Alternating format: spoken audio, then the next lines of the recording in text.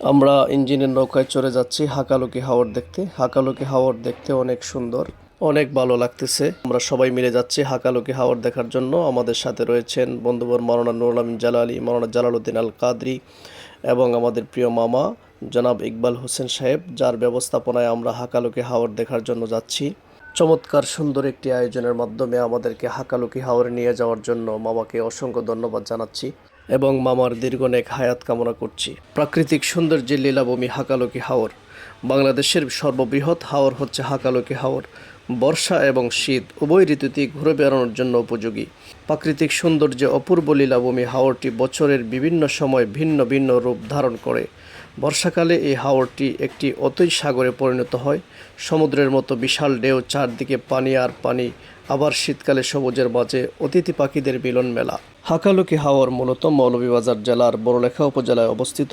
ভারতের আসাম সীমান্তবর্তী বাংলাদেশের পূর্ব অংশে অবস্থিত একটি জলাভূমি হল হাকালুকি হাওর। এটি বাংলাদেশের বৃহত্তম এবং এশিয়ার অন্যতম বৃহৎ জলাভূমি। মৌলভীবাজার সদর থেকে 65 কিলোমিটার দূরে অবস্থিত এই হাওরে আসার জন্য আপনাকে প্রথমে মৌলভীবাজার জেলায় পৌঁছাতে হবে। মৌলভীবাজার থেকে বাস যুগে এখানে পৌঁছাতে পারেন। ভূতাত্ত্বিকভাবে এর অবস্থান উত্তরে ভারতের মেঘালয় পাহাড় এবং পূর্বে ত্রিপুরা পাহাড়ের পাদদেশ। ভূতাত্ত্বিক বৈশিষ্ট্যের কারণে উজানে প্রচুর পাহাড় থাকায় হাকালুকি হাওরে প্রায় প্রতি বছরই আকস্মিক বন্যা হয়। এই হাওরে 80-90টি ছোট বড় মাঝারি বিল রয়েছে। শীতকালে এসব বিলকে ঘিরে পাখিদের বিচরণে মুখর হয়ে ওঠে গোটা এলাকা। এ বিশাল জলরাশির মূল প্রবাহ হলো দুটি প্রধান নদী, জুরি ও ফানাই। বর্ষাকালে ভারী বৃষ্টিপাতের ফলে হাওর সংলগ্ন সমগ্র এলাকা প্লাবিত হয়ে সাগরের রূপ ধারণ করে। হাওরের স্থায়ী জলাশয়গুলোর পানিতে নিমজ্জিত ভাসমান জলজ তৃণ এবং দুর্বা ঘাস এবং নল খাগড়া জাতীয় উদ্ভিদ দেখতে পাওয়া যায়। শীতকালে মৎস্য আহরণ এবং অতিথি পাখিদের আগমন পর্যটকদের নয়ন মন সার্থক করে তোলে। হাকালুকি হাওরে 526 প্রজাতির উদ্ভিদ, 417 প্রজাতির পাখি, এর মধ্যে 112 প্রজাতির অতিথি পাখি ও 305 প্রজাতির দেশীয় পাখি, এছাড়া 141 প্রজাতির অন্যান্য বন্যপ্রাণী, 107 পর্যায়ের মাছ, তন্মধ্যে 32 প্রজাতি বিভিন্ন পর্যায়ে বিপন্নপ্রায়। এছাড়াও রয়েছে নানা ধরনের কীটপতঙ্গ, জলজ ও স্থলজ ক্ষুদ্র অণুজীব।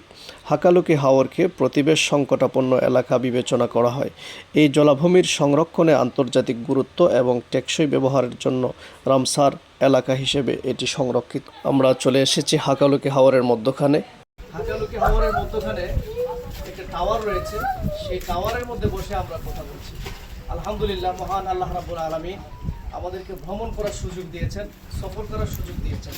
আল্লাহ রাব্বুল আলামিন পবিত্র কোরআনুল কারীমের মধ্যে বলেছেন, সিরু ফিল আরদ, তোমরা জমিনের মধ্যে ভ্রমণ করো।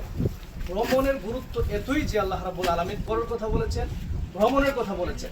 ভ্রমণ করলে কি হয়, আমরা যদি ইবনে বতুতার ভাষা থেকে একটু নেই যে ভ্রমণ করলে কি হয়। ইবনে বতুতা বলেন যে ভ্রমণ করলে আপনার অন্তর্চক্ষু খুলে অজানা কিছু আপনি জেনে যাবেন, যা আপনি দেখেননি তা আপনি দেখবেন। জ্ঞানের পরিধি বাড়বে, আপনার জ্ঞানের পরিধি বৃদ্ধি পাবে। এজন্য আল্লাহ রাব্বুল আলামিন পবিত্র কোরআনুল কারীমের মধ্যে ভ্রমণের প্রতি গুরুত্ব, সফরের প্রতি গুরুত্ব দিয়েছেন। আল্লাহ রাব্বুল আলামিন আমাদেরকে সফর করার সুযোগ দিয়েছেন। এই মুহূর্তে আমরা রয়েছি হাকালুকি হাওরের মধ্যে। হাওরটি বিশাল হাওর।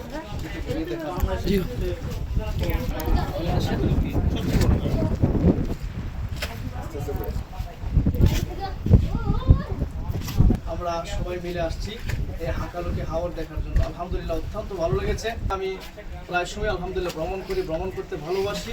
আলহামদুলিল্লাহ বিভিন্ন জায়গায় যাই। বিশেষ করে আমরা বকখালি সমুদ্র সৈকতে দেখেছি ইন্ডিয়ার জমিনে। আলহামদুলিল্লাহ এখানে হাকালুকি হাওরের মধ্যে এসে হাওরটা দেখে আমার খুব বেশি ভালো লেগেছে। অত্যন্ত সুন্দর, চতুর্পাশ যেন পানি তৈ তৈ করছে। এই জন্য আল্লাহ পাক রব্বুল আলামিনের এক মহা নিয়ামত। আপনি যেদিকে চাইবেন সেদিকে আল্লাহ পাকের নিয়ামত রয়েছে। আল্লাহ রাব্বুল আলামিন সবাইকে ভ্রমণ করার, সফর করার তৌফিক দান করুন। আসসালামু আলাইকুম ওয়া রাহমাতুল্লাহি ওয়া বারাকাতুহু।